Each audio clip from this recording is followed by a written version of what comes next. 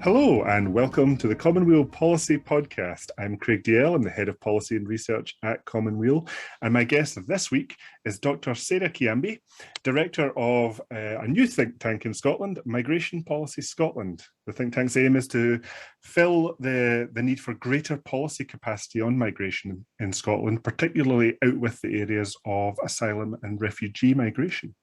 Hello Sarah, how are you? I'm fine, thanks. And thanks for this opportunity. No, it's really great to speak to you. We've spoken quite a few times over the last year or so, but it's getting really exciting to see the think tank project come together and launch. We'll talk a wee bit more about that later in the show. Yes, it's been a long time in the making, so I'm pleased to get this far. So just to start, what drew you into migration policy, and what's the kind of journey that has led you to founding Migration Policy Scotland? It's quite a long story, so I'll try and keep it short. So I first got into migration when I was doing my PhD in the late 90s, and I was doing a very theoretical law and social theory PhD, and was looking for something to hang it on, and kind of came across migration as a phenomenon and just had this moment of, oh my goodness, this is it. This is what I want to look at for as long as and that's never wavered. I think for me, it's always been a very complex, multifaceted phenomenon. Probably part of my liking links into my biracial kind of heritage. But it always felt to me like sort of one of the big phenomena of globalization of our age. And I quickly got into both kind of doing lots of interning and volunteering in that sector in London at that time, and then legal casework. And while I was thinking of, how do you make change on these issues? What's effective? What suits my skill set? It feels almost, I was really lucky to end up getting a job at IPPR, a very influential think tank in London at that time, Yep. Sort of centre-left, and they had a very well-known and well-regarded migration team. And that moved me from the sort of legal casework experience that I think predominates in the sector into this sort of policy perspective and policy thinking, and also working alongside people who worked in other policy fields, more mainstream policy fields, and seeing how they went about changing things. And so that gives me quite a different skill set to what's common in the UK migration sector as I see it. And when I moved up to Scotland, I always thought there was an interesting gap there, that there was quite a lot going on asylum and refugee migration, but not so much on any other forms of migration. And particularly after the Brexit vote, it just seemed more and more necessary to try and fill that gap and address that gap in some way. And Migration Policy Scotland has come out of the scoping work that we did about, what should go into that space. Yeah, I mean, migration policy, that asylum and refugee migration, it does seem to be the thing that gets the headlines. Often for some of the worst reasons, especially in the UK right now. But you're right, it does leave a lot of gaps elsewhere. What are the gaps that you are particularly looking to fill at the moment? So I think it's a quirk of dispersal that you have lots of organisations and infrastructure around asylum in Scotland, because that's also a reserved matter. But on migration, there was always this idea, well, it's reserved, so there's no, what should we do in this space? And I think the upshot of that has been, on the one hand, that the commentators on this have often been government voices, either at devolved level or local government level. So I think there needs to be an independent third sector voice on migration for Scotland. I think there's a need to join up the work that does exist on migration policy issues in Scotland. It just exists under lots of different names, whether it's under demographics, economic development, human rights issues, equality, multiculturalism. There's often little strands of work going on in different areas, but it lacks the kind of joined upness that an infrastructure would create, that I think would make it much more effective. So those are the kinds of things that we're looking to provide a voice on these issues, to do research on the knowledge gaps on these issues, and to provide a focal point for bringing together the different actors on what is a very cross-cutting policy area, that it's often difficult to bring all the different actors at the different levels and the different disciplines together on. Yeah, because you can immediately see even something like housing and migration. You're immediately talking to not just housing people. You're talking to land. You're talking to industry and supply chain issues. That's exactly the challenge, and that in itself brings in lots of different issues and different disciplines and areas of expertise. But then on top of that, you have this, devolved, reserved issue where there's a great deal of uncertainty and a lack of clarity about which bits are really part of what, whose domain is this, are we clear about which set of rules applies to different areas of policy, and what could actually be done in certain spaces. And I think that's something where I would like Migration Policy Scotland to provide a bit of a catalyst about generating clarity about knowledge gaps and clarity about how we might seek to fill those knowledge gaps. Yeah, I mean that devolved reserve split is something that I've come across in my own work in various areas, and it can be frustrating when you get something that on the face of it is reserved. Immigration is reserved, as you say. But then that's almost used as an excuse. It's reserved, so there's nothing Scotland can do. Yes, and I mean, what's reserved is the power over entry and exit and the conditions of stay that apply to migrants. But migrants are also people. So any policy area that you can think of in public policy actually applies to them. Health policy, economic policy, housing policy. And the issue is then, actually, does this group of people get treated differently to other groups of people in relation to that area of policy? Should they not? And I find that those uncertainties mean that a lot of these issues in Scotland remain almost in a sort of suspension, where people go, okay, this is on housing and that's migrants, and let's just leave it. We don't know. Or that, we just declare it as reserved, or we just declare it as devolved. But there's a lack of clarity there, and I think more should be done to just drive through a bit more certainty, and also to kind of figure out much more clearly what's the scope for action here, and so that different players can decide whether or not they should take those actions in that space. Yeah. So yes, similarly, and I know we don't really want to be looking too far ahead into the future, but we are starting to talk again about an independent Scotland, and as an independent Scotland, those reserved issues disappear. And Scotland has to start making its own choices with regards to that, as you say, entry and exit issue. But one of the frustrations I often come up against when I even want to start talking about migration is, it's reserved, there's nothing we can do. But then if you try to offer solutions, can this not all wait till after independence? What are the issues that really we should be thinking about now? Because we don't want to get to the point of, right, you're suddenly an independent country, now what?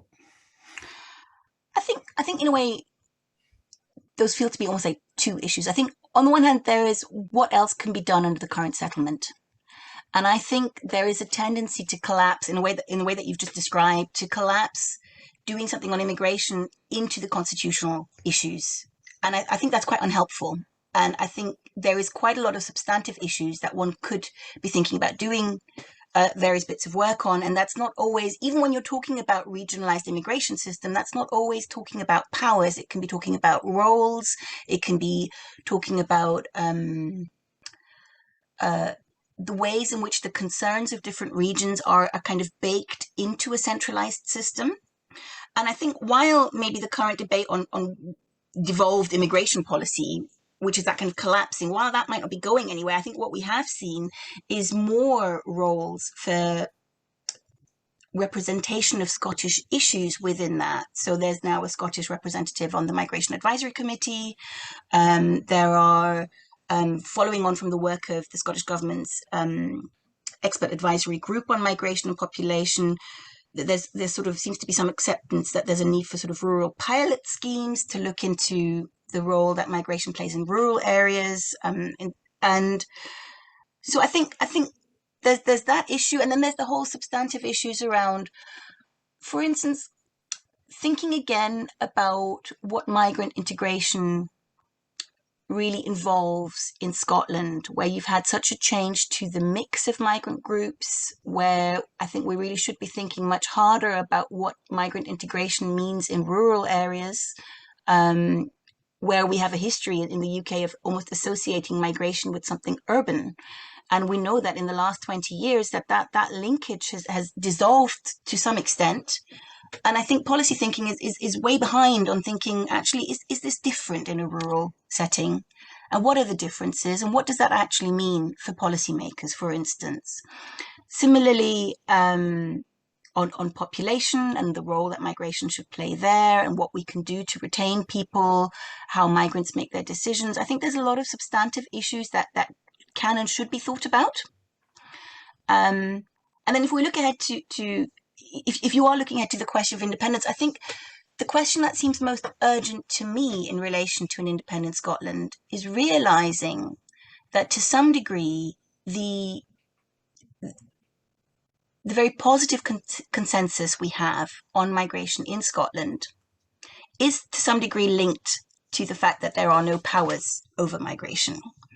And I would assume that in all likelihood, if there were powers, then the pressure to shift from that consensus will grow, and be quite tempting for different parties. And I think what I feel is quite urgently needed in that space is to make clear to politicians the sheer value of that accomplishment, of reaching that point of cross-party consensus, of the consistent political messaging on migration and its benefits to Scotland, and what that's done in terms of people's understanding and their attitudes in Scotland. That gives policymakers much more scope to do the kinds of things that are both effective and beneficial on migration. And that if we lost that post-independence, that would really, be to the detriment of Scotland. But I think it's a risk.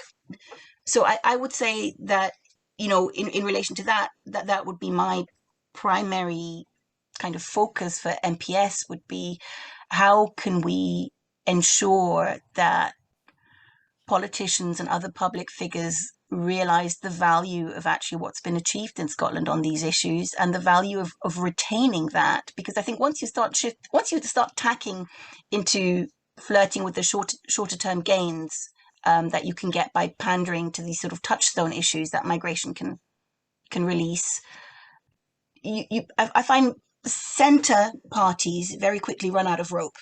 You often get outplayed by the far right, and you just simply legitimate the far right's ground on those issues. So it's something that politicians should approach with caution, but which they often do not.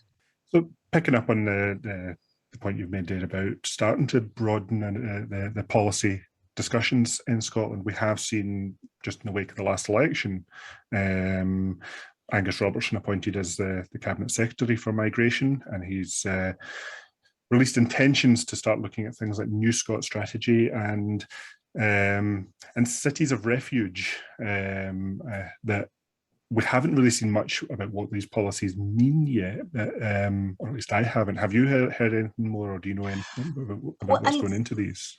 Cities of refuge kind of goes outside my purview, as that would be about more protection-related issues, I'm assuming. On the New Scots strategy, there has been talk of widening that out to migrant groups more broadly. I would welcome that. I would actually welcome a much broader discussion about how do we do migrant integration. In fact, how do we do maybe this might be much wider than migrants. It might be about how you integrate newcomers into any setting, or how we deal with change, the kind of change that's disruptive and can feel unsettling to people. But that seems to me both inevitable and to some degree maybe speeding up. Particularly, post-Brexit, we've had a huge change, in the last 20 years in Scotland, going from being a net emigration to a net immigration country. Post-Brexit, I think I would expect the profile in terms of the countries of origin of migrants coming to Scotland to change, possibly quite significantly. And I think in a way, our integration policy lags behind that as just simply providing things in other languages,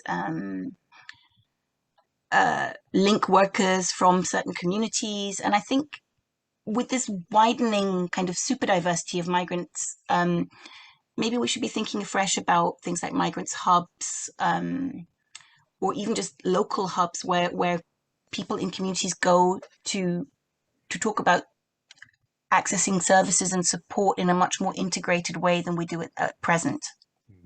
If you forgive me plugging a previous episode of the podcast, I'll leave a link to a discussion I had with Colin Turbett a few weeks ago on building just such community hubs, albeit around the issues focused on the National Care Service, but definitely you can see that drawing in these aspects as well. And I think actually, in a way, working across in that way, I hadn't heard of these care hubs, but I actually think integrating those issues of migrants with other issues, like, where elderly people, or maybe we'll find this with COVID as well, that we need to find new ways of linking our communities together, to make sure that we're not so disparate. Because I think that worry and concern about very atomized, very isolated communities with a lack of community fabric, I think that's often what then gets expressed as anti-immigrant hostility. But I think it's actually often related to feelings around a lack of a sense of belonging and a lack of integratedness. And I think developing services not only for migrants, but actually for communities much more generally who might need these types of supports is a type of rethinking that we need to do. Yeah, and just as we've been discussing this right now, it's made me appreciate that we've got other massive transitions coming. The just transition that will come in as part of the Green New Deal and dealing with the climate emergency could lead to similar upheaval with people not necessarily changing their location, but changing their job and their way of life. And yeah, I can see a role for that kind of community integration as well. So I think that could be an interesting project to keep an eye on. I do think, I mean, and that's the kind of thinking I would like NPS to be stimulating, and at some points maybe even leading on, is the way that we should think a little bit more across different policy areas and across different concerns, and think about much more broadly and proactively about the linkages, about what's actually needed here, and where are these things similar, where can we create synergies that let us deliver this at a scale that we can't if we're just in our tiny little silos. And I think that's really a problem on the migration sector as it stands in Scotland at the moment, is that the silos are even tinier. It's people working on very small issues, often not with a chance to look up above the parapet of that coalface, what they're just working on, to say, well, actually, there are people around here with whom you share common cause, where you have challenges that if you could just spend enough time thinking about actually what's at the core of these challenges, maybe we could come up with solutions that we could all benefit from and that we could maybe create together. So I'm very keen on being a catalyst for some of that thinking at NPS. On a similar note, another point I'd like to pick up from what you were talking about earlier, when you were saying that Scotland is starting to have a bit of a louder voice on the UK scene with migration issues. But if that's Scotland's voice in those issues, how much of a voice do migrants themselves have on these bodies, and could it be improved? That kind of segues into a very interesting question that we've got at the moment. Is so next year for NPS, we'll be setting up a lived experience group and work around migrants' lived experience and experiences of migration in Scotland, and trying to integrate that into the work that we do at NPS. And that'll be quite an extended piece of work, trying to I think marrying up sort of expert-driven policy work and on-the-ground lived experience is more complicated and trickier than people often make it sound. So I have devoted quite a lot of resource to trying to do that next year, but do it in a really thoughtful and intensive way where we develop this slowly and collaboratively, and honestly, about trying to work out what people bring to the table and how we can make that work as well as it can. But I also think, I think in terms of having a voice for Scotland at the moment, that voice is coming from the Scottish Government and from COSLA, so representing local government in Scotland, there isn't really a third sector voice unless it's, individual academics and so on. So we are seeking to fill that space to some degree. And we are seeking to right the balance between the migration sector is currently, only 10% of it is charities registered in Scotland. Most of the larger organisations are based in London and the surrounding area. And it is the larger organisations that have policy capacity and can engage in a more sustained way on policy issues. And for them, often the issues that are pertinent to Scotland just don't quite make it to the level of priority to be on their kind of top 10 issues that they're working on in any one year. So I'm hoping to right that as well. It's always encouraged to hear about more policy capacity in Scotland. It's been a bit of a bugbear of mine for many years now, that there are a lot of organisations that have good ideas, but either don't have the will to, or more seriously, don't have the ability to create the policies that we need to then feed into the political world. Not to mention the challenges of then getting those messages through the political world and up to government level, but that's a whole other podcast. Absolutely. Absolutely. And I think we shouldn't underestimate the amount of capacity that actually takes to translate good ideas into substantive, evidenced recommendations and driving that through and linking it to policy agendas. It's a lot of work. And building that up will take time. I'm not. I don't think that will be easy. But I do hope that having NPS as a resource and as something that maybe can act as a focal point for some of that will enable some of that to take place in a more organised and a quicker way than it would otherwise. So, Migration Policy Scotland is having its formal launch on October 29th. Very exciting, and it is very exciting. Very glad to say I've got a ticket to come along and be there. You're lucky. We've been sold out for weeks. So tell us what's happening. What's so we're very excited. It's our formal launch, and in a way we're approaching it in the spirit of the kind of organisation that we want to be. So I think for a think tank, there's kind of two focal points for me. One is thought leadership and the other one is providing infrastructure development. So our launch is going to kind of do two sessions in kind of that spirit. We'll do some thought leadership, which is that we have both a keynote panel with some really excellent speakers on the challenges ahead for Scotland. But we also have a launch publication where we have leading experts commenting from 7 different dimensions. So like from an economic perspective, from dynamics and flows, from public attitudes, from human rights perspectives. What are the trends? What can we expect on migration for Scotland? And what does that mean in terms of the options and the choices and the challenges? So I'm really excited about that. Which will all be available at the launch and then on our website after the launch. We'll also be unveiling NPS's program. So that will be quite a clear statement about what we're working on, why we want to work on it, and also to be quite clear that, we're really with that also looking to collaborate with others on what we want to work on, because I think think tanks in Scotland are necessarily quite small. I think the way that you cover that amount of ground that you need to cover on migration would be to do it together with others. So in a way, it's partly to be clear about what we're trying to do and our intentions, but also to give other people the clarity to approach us and say, well, actually, we see that you want to work on migrant poverty. And we're also interested in that. Maybe we could work together. So we'll be doing that. And we'll also be having this sort of session on infrastructure where we'll be tackling the question of how do we build a better network.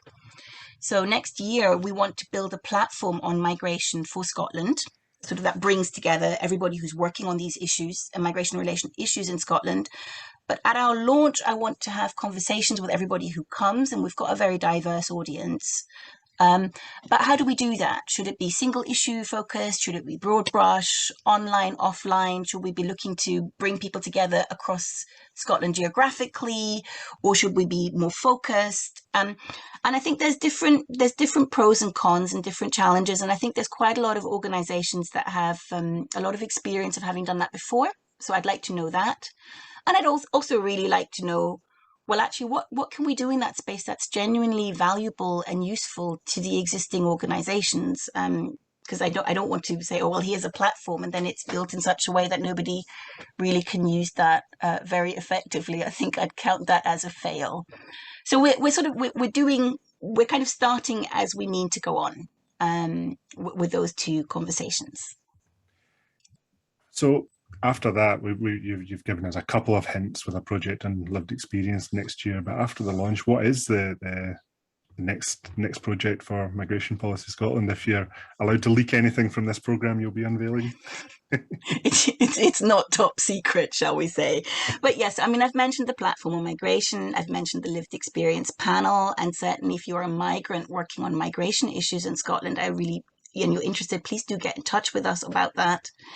But I think, so our first we're organising our programme in such around both migration systems and migration experiences. And with that, I think one of our key priorities going forward is the impacts of Brexit and the impacts of COVID. And in terms of the impacts of Brexit, I want to build a bit on the work that we've already done on the new immigration system in relation to labour migrants. When free movement ended, we published a report on the employer sponsorship licensing system, and just kind of raising questions around preparedness for that last year, raising questions about the difficulties that this creates for businesses in terms of the kinds of duties employers have as sponsors of migrants. And I think that there's a Scottish dimension to that, in that there's a larger proportion of small to medium enterprises in Scotland compared to the UK as a whole. And it is really smaller organisations that are really going to struggle to comply with this new regime. And so in a way, they will for the first time have to really engage with this new regime, and it's going to be difficult. And we are doing some work with local authorities to see how they've been coping with those challenges, and also how they've been coping with the end of the EU SS registration period, the registration period for EU nationals getting registered as having settled or pre-settled status. And just understanding that from an employer's perspective, and starting the beginnings of a conversation where we try to explore collectively, are there things that certain organisations could do in Scotland to try and lighten that burden? Like, what are the impacts of it? And once we know that, are there ways of mitigating some of the negative impacts? The other project on the impacts of COVID will focus around poverty amongst migrants in Scotland. Just part of that broader picture, particularly with emergency supports coming to an end with COVID. So migrants were included in emergency support, but migrants are generally excluded from social security payments. It's what's called the no recourse to public funds rule. And I think understanding quite what exactly is the impact of that on migrants, and then starting to work with others. There's quite a lot of organizations in the field that have been, distributing welfare packages and hardship grants, but trying to collect that evidence. It's quite a fast-moving area because of, the furloughs just ended, these emergency payments have just ended. We don't quite understand, the emergency powers are coming to an end. We don't know what's within the gift of the Scottish Government to do anything about some of these things or not, whether that puts people outside their immigration status. So I think this is a project where I want to bring people around a table to initially, at least, let's map the known unknowns and the unknown unknowns, and have a discussion about how we might take this further and what that might mean and what that might require. So those are our first two projects, and I'm expecting that we will develop more as we go on, and we are very keen to hear from others about things they think a think tank in Scotland on migration should be working on. Well, Sarah, if folk are wanting to get in touch with you, where can we find you online? So we have a website, migrationpolicyscotland.org.uk. We're also on Twitter at migrationpolicyscot1. I think if you Google it, you'll find it, or if you Google me, you'll find it as well on Twitter. So those are the easiest ways to get in touch. And on the website, there's a contact form. So if you're contacting about a new program, just do it that way. And the website is also a very good way of keeping abreast of new projects or projects that we're trying to develop and so on, or kind of getting onto our mailing list. So I would very much encourage people to do that and to make contact, and let's see what other types of work we feel need to be done in this space. And I'll stick links to those, the website and the Twitter handle in the description of the podcast. Well, Great. Sarah, thank you for having you on the podcast. It's been a fascinating chat. Thank you so much. Forward to the lunch meeting. Me too. I'm very excited to get to this stage, and I really hope that yes, we can do good things collectively on migration in Scotland. Yeah, I'm really looking forward to the work that you'll be bringing out, and absolutely, if there's any avenue for a joint project between MPS and Common Weal, then I'd be more than interested in exploring that. Great. So I'm just going to end the podcast, as I do every week, by just reminding people out there that Common Weal as an organisation is entirely funded by our donors and supporters, with an average donation of £10 a month. We don't get corporate money, we don't get government money, we don't even have adverts on our website. So everything in our policy library, as well as this podcast and all the other work we do, is entirely funded by our listeners and our supporters. So if there's anyone who wants to sign up and help us produce the next great policy paper, then we greatly appreciate it. So thank you for joining the podcast. Thank you for listening. Please share it around. And I'll be back next week.